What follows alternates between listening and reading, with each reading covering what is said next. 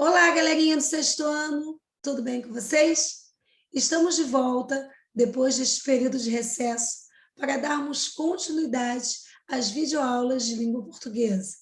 Na aula de hoje, vamos tratar sobre o conceito de oração e também sobre duas classes gramaticais bem importantes, o substantivo e o pronome. Estão preparados? Vamos lá, prestem bastante atenção, façam as anotações que vocês julgarem necessárias e acompanhem comigo. Aula destinada aos alunos do sexto ano do ensino fundamental. Conceito de oração, substantivo e pronome. Bom, galerinha, antes de nós tratarmos propriamente da oração especificamente, vamos falar um pouco sobre esses três elementos: frase, oração e período. É importante sabermos conceituá-los, porque muitas pessoas ainda confundem. Quando a gente vai falar de oração, todo mundo pensa que oração e frase são a mesmíssima coisa. E não são, né? Na fala, muitas vezes, dependendo do que estamos conversando, apenas uma palavra já é bastante para entendermos o que o interlocutor, né, a pessoa que está dialogando com a gente, quer dizer. Na escrita, isso não é possível. Nós só vamos conseguir compreender o real sentido, o conceito do que a pessoa quer dizer, se as palavras estiverem bem organizadas, ou seja, estiverem bem dispostas. Por isso que a gente precisa entender a diferença entre uma frase, uma oração e um período. A frase, galerinha, é toda a comunicação dotada de sentido. Ou seja, basta você transmitir uma ideia, um sentido, que você já vai ter uma frase. Olha só esse exemplo. Que sorvete delicioso! Essa é uma mensagem que você consegue entender. Se você consegue entender, se fez sentido, a gente já configura, já classifica como uma frase. Já a oração, ela precisa ter verbo. Todo enunciado, tudo aquilo que é dito, gira em torno de um verbo. Então, olha esse exemplo. Mamãe está furiosa. Quem é o verbo desta oração? Está. Então, pelo simples fato de ter verbo, já configura-se como uma oração. Aí posso perguntar a vocês aqui, nesse exemplo anterior, que sorvete delicioso. Tem verbo? Não temos verbo aqui. Então, olha, a frase, ela não precisa ter verbo. Ela precisa ser dotada de sentido, não necessariamente de verbo. Aqui, além de ser dotada de sentido, precisa ter o verbo, senão não vai ser uma oração. Entenderam? Olha só. Período. O período já é o conjunto de orações. O período ele pode ser tanto simples, quando você só tem um verbo, ou ele pode ser composto, quando ele vai ter dois ou mais verbos. Opa, peraí. Então, Jussara, se eu tenho um verbo, eu tenho uma oração? Exatamente. Se você tem um verbo, você tem uma oração. Se você tem dois verbos, você tem duas orações. Você sabe o número de orações pelo número de verbos. Olha só esses dois exemplos. O dia está maravilhoso. Quem é o verbo aqui? Está. Marina acordou e foi direto para a cozinha. Eu tenho duas orações. Marina acordou e foi direto para a cozinha. Se eu perguntasse a vocês, quem é o sujeito desta primeira oração aqui? O sujeito é o ser sobre o qual eu estou declarando algo. Quem é que está maravilhoso? Quem está maravilhoso é o dia. Então, o dia é o sujeito desta oração. Aqui embaixo, quem acordou? Marina. Quem foi direto para a cozinha? Marina. O sujeito aqui é um só. Eu tenho um único sujeito para duas orações. Uma oração é ela acordou, é um fato, acordou. E a outra oração foi para a cozinha, ou seja, indicado pelo verbo ir. Então, acordar e ir são dois verbos, duas orações. Período composto. Observem só essa tirinha. Oi, zebra. Antes que você pergunte, eu não fugi do presídio. Nossa, que mau humor! Você precisa dormir um pouco. Aproveita que está de pijama. Aí a zebrinha foi zoada, viu só? Aí eu tenho uma perguntinha para vocês resolverem. Anotem no caderno, de preferência, essa pergunta e respondam também no caderno de vocês. Observando esta tirinha aí, vocês vão responder a perguntinha posterior. Essa daqui. Há quantas orações no último quadrinho da tira? Primeira alternativa, uma oração. Segunda alternativa, duas orações. Terceira alternativa, 3 orações. Só para dar uma dica para vocês, para a gente refrescar um pouquinho. Eu sei o número de orações pelo número de verbos. Se tem um verbo, uma oração. Se eu tenho 2 verbos, 2 orações. Último quadrinho é esse aqui, ó. Contamos aqui, ó, da esquerda para a direita. Primeiro, segundo, terceiro. Terceiro aqui. Aproveita que já está de pijama. E aí? Já sabem a resposta? Bom, aqui eu tenho alternativa a segunda, 2 orações. Por quê? Tenho quantos verbos? Aproveita e está. Ó, já está.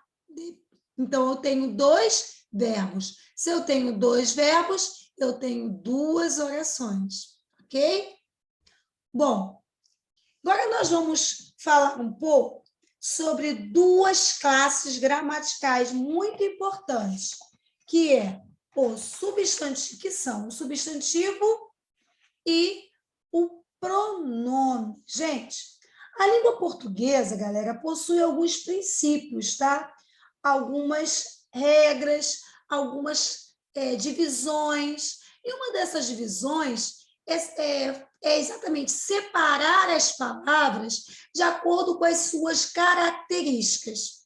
Bom, se uma palavra serve para dar nomes, serve para nomear seres, sentimentos, objetos, ela vai se enquadrar na classe dos substantivos.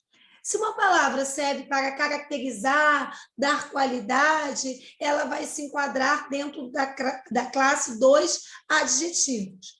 Se uma palavra serve para substituir uma outra ou acompanhar, ela vai se enquadrar dentro da classe dos pronomes. Bom, resumindo, na língua portuguesa, existem, 10 classes gramaticais. 10, exatamente. Todos os dedos das mãos. 10 classes. Só que aqui agora, para esse momento, nós vamos ver apenas 2 classes, os substantivos e os pronomes. Vamos começar pelos substantivos. Os substantivos são uma das classes de palavras que compõem a gramática da língua portuguesa e caracterizam-se por nomear seres animados, seres vivos, pessoas, animais, e também seres inanimados, como objetos, lugares, estados, ações, qualidades, entre outras coisas. Bom, os substantivos, tá, gente? Eles são muitíssimo importantes na composição de qualquer texto, tá? O substantivo é uma classe fundamental na composição de qualquer texto. E eles se subdividem em pequenos grupos, para que a gente possa ter uma compreensão melhor. Tá? Por isso que vocês vão ver em qualquer gramática que vocês forem abrir e estudar os substantivos, vocês vão ver que existem substantivos separados pelos tipos, de acordo com a função que eles vão exercer. Se eles estão dando nome a seres de uma mesma espécie, eles são chamados de substantivos comuns, né? Se estão particularizando um ser, uma cidade, um lugar, um estado, já vão ser substantivo próprio. Aí vocês aprenderam também, já devem ter visto, que existem palavrinhas que são escritas com letras maiúsculas. Por que são escritas com letras maiúsculas? O nome de cidade, o nome do país, o nome da pessoa, né? O próprio nome de vocês devem ser escritos com letra maiúscula. Por quê? Porque são substantivos próprios, tá? São substantivos que servem para particularizar um ser, tá? Um país, uma cidade, um estado. Agora, se não é um substantivo próprio, deve ser escrito com letra minúscula, tudo bem? Bom, eu também tenho substantivos concretos e abstratos. Os concretos são aqueles que caracterizam seres, designam palavras reais, pessoas, objetos, animais, que eu consigo pensar, saber que existem, posso, né, conceituar realmente. Exemplos: menina, homem, cachorro. Já o substantivo abstrato são aqueles relacionados aos sentimentos. Eu sinto, é um estado, é uma qualidade. Então, a beleza, a alegria, a bondade, né? O amor, a alegria. Olha, isso tudo é abstrato. Não tem como eu nem desenhar. Eu tenho como desenhar a alegria? Eu posso fazer um desenho, professora, e aquele desenho para mim significar alegria. Tá, mas ele significa alegria para você, mas pode não significar alegria para uma outra pessoa, porque é abstrato, né? É algo que vai depender da pessoa, é subjetivo, de cada um, sentir ou não.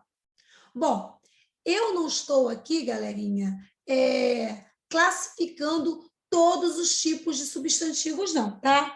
Porque eu tenho substantivo concreto, abstrato, eu tenho substantivo simples, tá? Então, assim, composto, mas eu tenho substantivo coletivo, que eu não coloquei aqui para vocês. O que é o substantivo coletivo? Aquele que é a reunião de vários grupos, tá? Então, eu não estou especificando, estou numa geral, e eu espero que depois a gente aprofunde isso, buscando aí uma gramática, um livro, para a gente aprofundar esses conceitos, tá bom?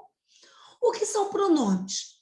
Os pronomes, eles representam a classe de palavras que substituem ou acompanham os substantivos. Opa, então vão ter pronomes, essas palavrinhas, que vão apenas acompanhar. Olha os tipos de pronomes que nós temos: pronomes pessoais, pronomes possessivos, pronomes demonstrativos, pronomes de tratamento, pronomes indefinidos, pronomes relativos e pronomes interrogativos. Mais uma vez eu vou dizer, eu não vou aprofundar aqui, falar nesta aula de hoje, na aula de hoje, tá, galera? Sobre todos esses tipos aqui. É apenas para a gente poder conhecê-los, saber que existem, mas depois, numa próxima aula, nós vamos aprofundar o conhecimento. Para entender melhor o uso dos pronomes nas frases, olhem só esses exemplos. Mariana apresentou um show esse final de semana. Ela é considerada uma das melhores cantoras de música gospel. Observe que no exemplo acima, essa palavra que está destacada em negrito aqui, ela é um pronome, faz parte dos pronomes pessoais, tá? Pronomes pessoais são eu, tu, ele, ela, nós, vós, eles. Por que pronomes pessoais? São pronomes que evitam que o nome Mariana se repita aqui na frase, na oração, no período, tá? Lembrando de período. Então, aqui, ó, eu não preciso repetir Mariana, porque eu já tenho um pronome que serve para esta função. Isso é um aspecto da língua muito importante na hora de você produzir o seu texto. Porque quando você sabe que você pode usar os pronomes, você já evita a repetição. E você sabe que a repetição de palavras não é algo legal, né? Então, isso aqui, ó, é um recurso de coesão textual, né? O texto fica mais coeso, fica mais rápido, evita a repetição. Então, os pronomes têm essa função de serem elementos de coesão textual. Olha o segundo exemplo. Aquela bicicleta é da minha prima Júlia. Aqui nós vamos ter dois pronomes. Não é um pronome pessoal. Aquela é um pronome demonstrativo, ou seja, aquele pronome que aponta para um ser. Ó, aquela, aquele, este, esta, tudo são pronomes demonstrativos. E aqui a outra é minha, se relacionando a quem? Prima Júlia. Minha já é um pronome possessivo, indicando posse, né? Pertence a alguém. Então, meu, minha, teu, tua. Então, aqui nós temos dois pronomes, tá? Um pronome demonstrativo e um pronome possessivo. Depois vocês podem assistir o vídeo mais vezes e anotar esses dois exemplos aqui, que a gente consegue ter uma noção bem bacana dos pronomes. Aí eu coloquei aqui, olha, como eu disse, eu não vou aprofundar o conhecimento. Em contrapartida, galera, eu acho importante vocês terem em mente esse esquema mental. Eu acho bacana isso, tá? Porque isso aqui, galera, dá para a gente poder anotar, ó, pronome tem a função de substituir, especificar, acompanhar ou indefinir o nome. Ó, tem o pronome interrogativo, tem aqui os principais, que, quem, qual, quanto, pronomes relativos, os principais, ó, que, quem, quando, como, onde. Tem pronomes demonstrativos, lembra os que eu falei lá atrás no exemplo? Ó, este, esta.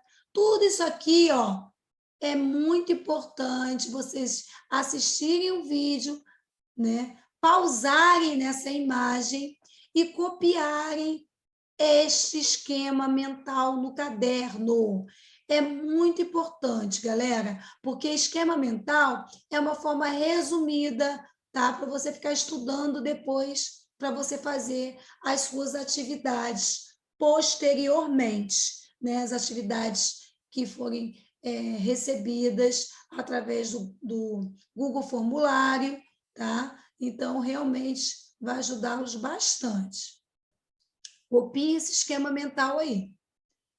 Bom, galerinha, por hoje é só, tá? Eu espero que vocês anotem as informações deste vídeo. A gente está começando, retomando, né, os nossos encontros através das videoaulas. E eu espero contar com a participação de vocês e principalmente com o empenho na realização das atividades que vocês recebem através do Google Formulário e também acessando lá, né, as aulas, curtindo as nossas aulas, comentando, enfim, fazendo aquela troca que é muito importante para a gente, ok? Um abraço, até o nosso próximo encontro. Tchau, tchau. Foi um prazer imenso estar com vocês hoje. Saudades. Tchau, tchau.